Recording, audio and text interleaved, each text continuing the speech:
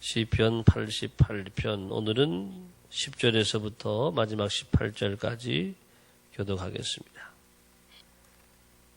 시편 88편 10절부터 마지막 절까지. 주께서 죽은 자에게 기이한 일을 보이시겠나이까? 유령들이 일어나 주를 찬송하리까? 셀라.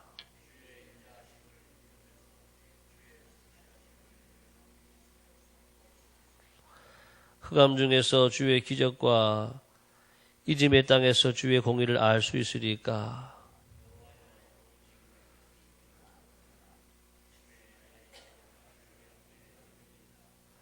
여호와여, 어찌하여 나의 영혼을 버리시며 어찌하여 주의 얼굴을 내게서 숨기시나이까?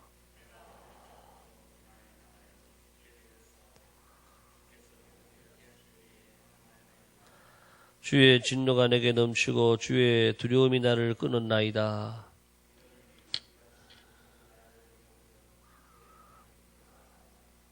함께 읽겠습니다. 주는 내게서 사랑하는 자와 친구를 멀리 떠나게 하시며 내가 아는 자를 흑암에 두셨나이다. 아멘. 새로운 하루가 시작이 되었습니다. 오늘 하루도 하나님의 큰 은혜가 여러분 가정에 함께 하시기를 축복합니다. 예, 우리 시편 88편의 말씀은 우리 해만이라고 하는 사람의 시고 어제 말씀드리기를 가장 슬프고 우울한 시다 그랬습니다. 그래서 이 시만 계속 너무 좋아하면 사실 우리가 우울할 수가 있어요. 하나님은 안 계신가 그럴 수가 있단 말이죠. 자, 그렇지만은 시편이 이 시편만 있는 것이 아니고 또 이 시편을 통해서 우리가 고난 중에 참으로 절망 중에 있는 사람이 어디까지 내려갈 수가 있고 어떤 그 고통까지 느끼는가 이것을 또 바라보게 되어집니다.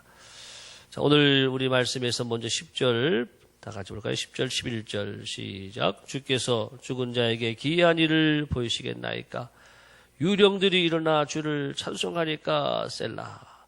주의 인자하심을 무덤에서 주의 성실하심을 멸망 중에서 선포할 수 있으리까? 예.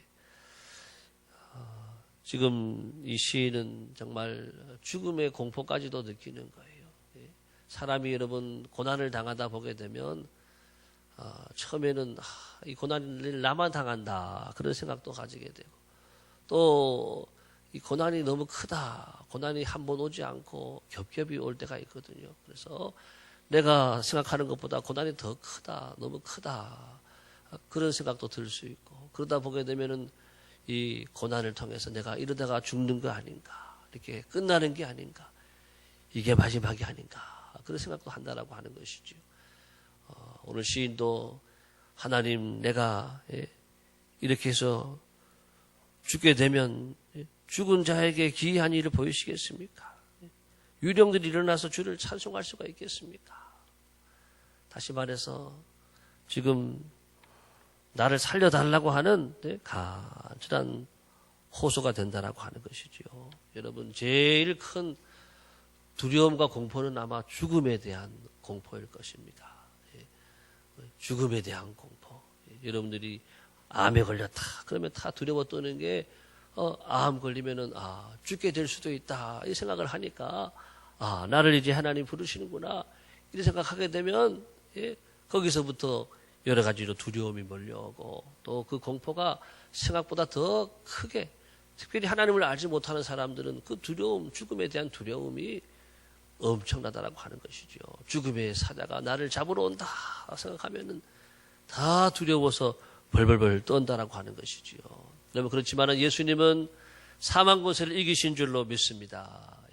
우리 예수님은 두려워 말라, 안심하라, 평안하라 그렇게 말씀했어요. 고난을 통해서 우리에게 주어지는 이러한 잘못된 공포, 우리는 그것을 이겨내야 될 줄로 믿습니다.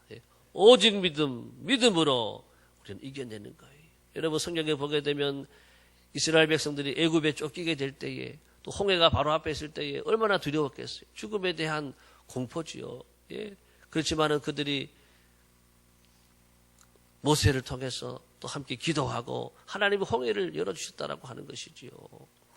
다니엘의 세 친구들이 풀무불 앞에 들어갔을 때 얼마나 두려웠겠어요. 이 뜨거운 물에 들어가면 죽는 건데 들어가면 다 죽는 건데 그들이 의연하게 있는 것은, 그들이 두려워하지 않는 것은 하나님이 그들과 함께 계셨기 때문인 줄로 믿습니다. 믿음이 있었던 거예요. 예. 하나님이 우리와 함께 계시다. 하나님이 나와 함께 계신다. 안 두려운 거예요. 다니엘이 사자굴에 들어갔지만은 사자굴에 들어가는 순간 공포에 떨어서 죽을 수도 있잖아요. 옛날에 그 제2차 세계대전 때 그런 이야기가 있어요. 전쟁에서 싸움터에서 죽은 사람보다가 공포로 인해서 죽게 된다라고 하는, 전쟁으로 인한 이 공포로 인해서 죽은 사람이 더 많다라고 하는 그런 얘기가 있습니다. 다니엘은 사자굴에 들어갈 때에 그런 죽음의 공포가 나를 지배하는 것이 아니라 하나님의 영이 나를 지배하고 하나님이 나와 함께 하신다, 이 마음을 가지니까 사자굴에 가서도 하나님이 사자를 다 만져주시고 온순하게 만들어주시고 조용히 잘 있다가 나왔다라고 하는 것이죠. 여러분, 두려움을 주는 마음은 하나님의 마음이 아닌 줄을 믿습니다. 두려움을 주는 마음, 하나님이 주시는 마음은 두려워하는 마음이 아니라 그랬습니다. 마귀가 주는 마음이 두려워하는 마음, 무서워하는 마음. 따라하겠습니다. 두려움아 떠나가라. 마귀야 떠나가라. 여러분, 마음에 두려움이 오는 거잖아요. 마음에 두려움이 채워지고 마음에 어둠이 채워지는 거거든요. 그래서 이것을 정리하면 된다라고 하는 것입니다.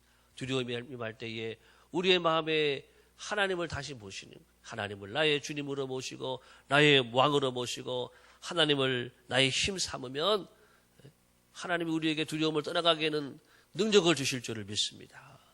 저는 지금도 생각하면 군대에 있을 때 철책선을 제가 다녔어요. 밤 12시 넘어서 1시, 2시, 그 시간은 다 자는 시간이고 만물이 조용한 시간이고 아주 깜깜한 시간, 무서운 시간이잖아요. 그때 제가 군종병이었기 때문에 밤에 야간 위무를 다니는 거예요. 순찰을 하는 분들도 같이 가기도 하지만 때로는 제가 혼자 가기도 했었어요. 또 혼자서 GOP의 철책선을, 제가 있던 부대는 백두산 부대 산악부대예요. 평지가 아니라 아주 제일 우리나라 지형이 험한 산악부대인데 거기를 가는 거예요. 거기를. 가끔 동물도 나타나기도 하고 막 가끔 북한 군들이 다 이렇게 넘어오기도 한단 말이죠. 저기 철책선 지나가다 보면은 여기는 언제 북한 군들이 침입했던 자리다 이렇게 다 써 있어요. 그런 데를 지나가는 거예요. 처음에는 두려울 줄 알았는데 찬송 부르고 하니까는 안 두려운 거예요. 태산을 넘어 험곡에 가도 빛 가운데로 걸어가면 주께서 항상 지키시기로 약속한 말씀 변치 않네. 찬송 부르고 하니까 하나님이 힘을 주시고 안 무서워.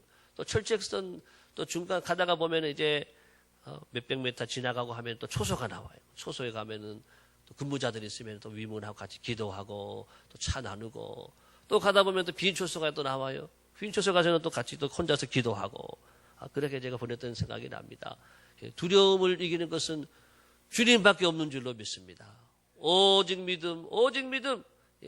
만사 형통하리 오직 믿음. 믿음으로 내 마음에 주님을 모시고 내 안에 주님이 살아계시고 주님의 영이 나를 지배하면 그 두려움이 다 변하여서 기도가 되고 찬송이 될 줄로 믿습니다.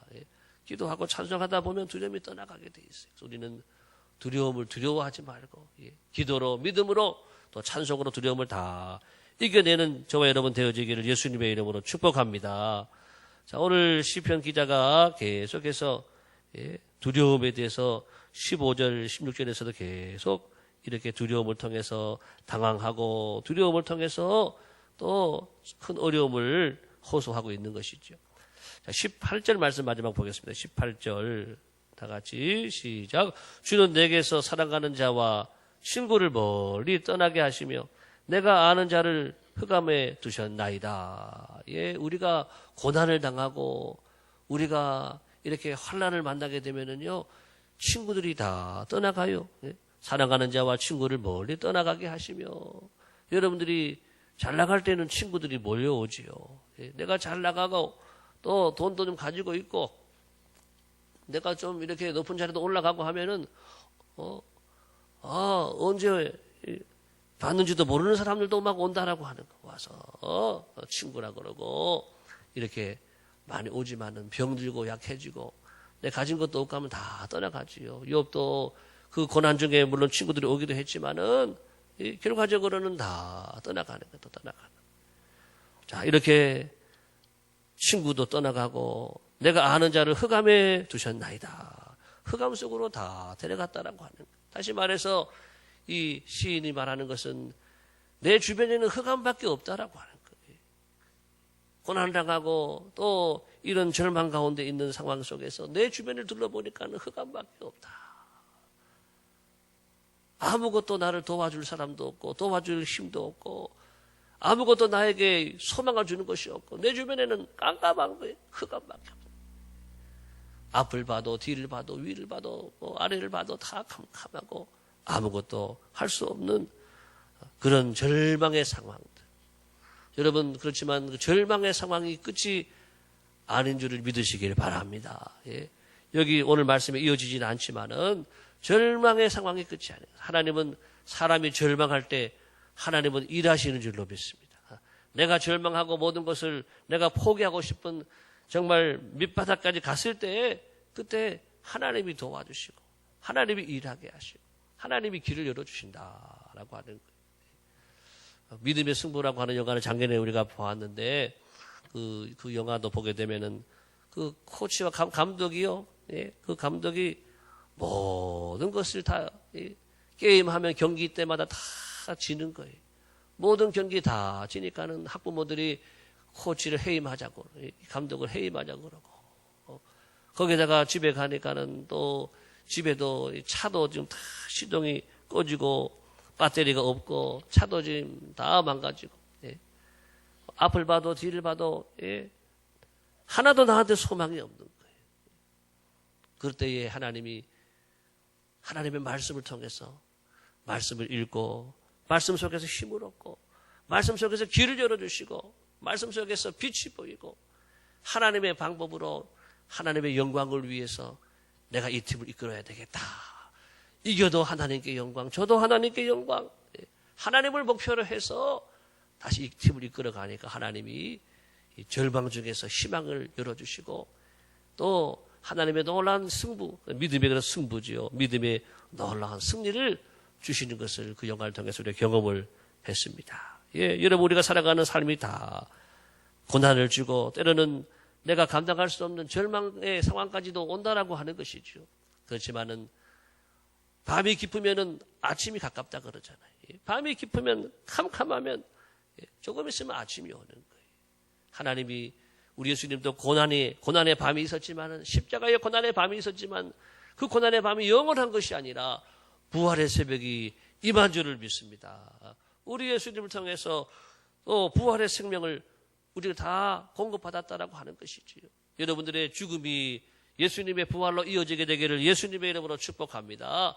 오직 믿음, 오직 믿음으로, 오직 말씀으로, 오직 은혜로 이것을 붙잡고 나가게 되면 하나님이 우리에게 새로운 희망을 주시고 부활의 영광을 주시고 부활의 새 은혜를 내려주시는 줄을 믿습니다.